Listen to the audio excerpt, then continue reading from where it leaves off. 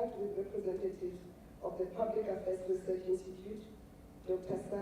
Meny-Gibert and Dr. Tracy. Good afternoon, residents of Johannesburg, the President of South Africa, Mr. Ramaphosa, and sorry I have my back to you, ministers, the Premier, MECs, to Johannesburg's Mayor and other members of the Council, union representatives and leaders, church leaders, community formations and business. My colleague and I lead research programs at the Public Affairs Research Institute, and we are speaking today on behalf of our Executive Director, Dr. Sitembile Mbete, who cannot be here today. She's in an aeroplane somewhere above the African continent right now. PARI does research on how government functions and how we can make it work more effectively for its people, including here in Johannesburg. The problems of Johannesburg have largely been framed as exemplary of the crisis affecting local government. But the crisis is better framed as a national problem, one requiring the expertise, collaboration and resourcing of multiple role players across spheres of government and across business and wider society. For example, questions of how to recapitalize Johannesburg's infrastructure should not be treated only as a question of local government financing. It should instead be treated as a question of how to build coalitions for the development of our national economy. The G20 offers a platform to focus on Johannesburg as a model for this, to demonstrate a high road for urban development and proper redistribution. This requires the state to create platforms for actors across business, professional associations, academia, labour, civil society to come together. We understand that there is now a national plan to support Johannesburg through the working group, and that this presidential visit partly signals this commitment. In this room today are people who have been successful in bringing attention and urgency to the crisis of Johannesburg, and some who've worked with concerned city officials on projects to turn around wards. But we need more than the actors in this room. We need to expand commitment to the problem of fixing Johannesburg. One of the ways in which the state can demonstrate that it is serious about this project, to draw in more resources, expertise, and build a coalition for a turnaround, is to institute tangible governance reforms. I run a program at PARI on civil service reform, and I can underscore that our research shows the need for independent processes of appointment to key positions in the city. We need to fundamentally change the way we appoint our accounting officer, senior administrators, and board members to show tangible interventions towards a stable, professional public administration. The expedient, short-termist, and volatile nature of our coalition politics and its tendency to carve up the city into clientelist fiefdoms is having impacts on city administration and the economy that is fundamentally unsustainable.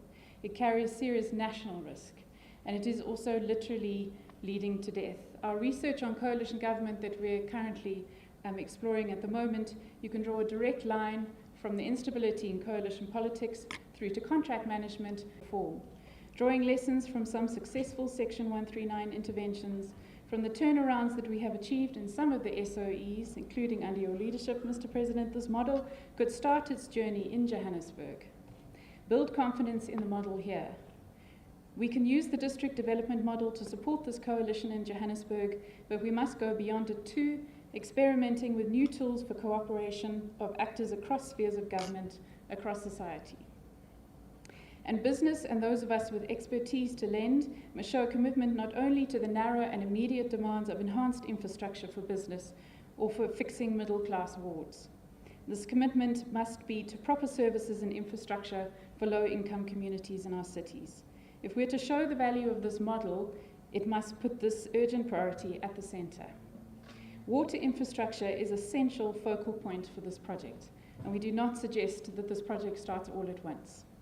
I'm now going to hand over to my colleague Tracy, who's working on water, electricity and food systems reform, to say more about the question of water infrastructure. Good afternoon, everyone. Our main research focus and our main concern is the ways in which city policies are in fact undermining the national poverty reduction and inequality reduction strategies. In many ways, the city of Joburg has failed to be a developmental state and is engaged in making the lives of the poor in the city even worse than they are already. One good example of this is the implementation of the free basic services policy. Every year in the national budget, funding is allocated to indigent households for a package of free basic services that is worth 567 Rand a month, which is a significant amount of money to a poor household. If a household doesn't receive those services, they have to pay for it out of their own pockets. And our research and other institutes show quite clearly that the main item that is sacrificed in the payment for these services is food. So when people have to pay for free basic services that they should be getting out of the National Treasury allocation, it directly exacerbates food insecurity and child malnutrition in the city. Last year, the city got funding to provide that package of free basic services to 1.1 million households. It actually provides those services to less than 100,000 households. So there are 1 million households in the city that should be getting 567 Rand a month worth of free basic services. Some of them do still get the free basic water, but none of them get the free basic electricity, which means that they have to pay for those services because the city has knowingly taken that money into general revenue instead of using it to support the poorest and most vulnerable households in the city. The dispersal of the free basic services is a problem in many municipalities, but the city of Johannesburg has the dubious distinction of being the one that is the worst offender and taking 567 million Rand a month out of the pockets of the poorest and most vulnerable households in the city. The second issue comes back to the water issue, and this is not just an infrastructure failing issue, although it is an infrastructure issue. It directly impacts the poorest and most vulnerable in the city. The city loses 6 million Rand a day, 2.2 billion Rand a year in water that goes down the drain. Someone has to pay for that, and what happens with that is that the poorest households are paying for it. Water and electricity tariffs in the city of Johannesburg are among the most expensive in South Africa. The cost of 350 kilowatt hours of electricity every month in the city of Joburg on their prepaid tariff, which we have calculated, is the minimum amount that a household needs to live, the minimum standard of living that we aspire to in the National Development Plan and to engage in small-scale activity, plus 13 kilolitres of water per month for a household in the city of Joburg costs 1,100 Rand a month. That is more than double the childcare grant, and it is a quarter of the minimum monthly maximum household wage. So what we are seeing is that one part of the state is trying to improve people's lives through things like childcare grants, SRD grants, pensions and other grants and free basic, and what is happening is that people are using that money to pay the city of Joburg for substandard services. Poor households are the most affected by outages in water and electricity because they don't have the resources to make an alternative plan. So I think we need to look at the infrastructure issues and the failures of the city to fund infrastructure maintenance, not just as infrastructure issues, but as issues that are directly exacerbating poverty and inequality in the city. That 2.2 billion Rand that the city is paying to Rand Water for water that goes down the drain could be a good foundation for a different kind of public-private partnership to start fixing South Africa's infrastructure and making sure that the people who need services the most are actually getting them. Thank you.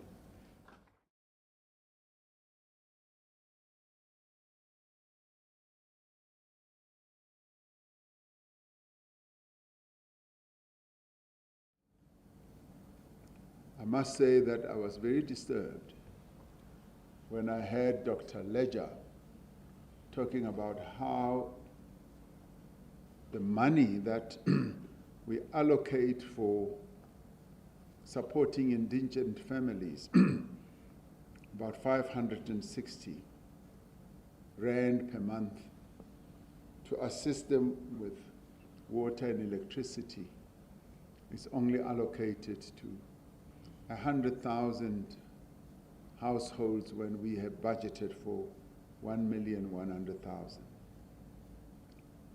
I regard this as a real disgrace and terrible, and it's something I want to see corrected immediately. That must happen. We allocate 70 billion Rand a year for supporting indigent families throughout the country. And to have Johannesburg utilizing the money that is allocated to 1 million households and utilize it for general operation costs is something that's unacceptable.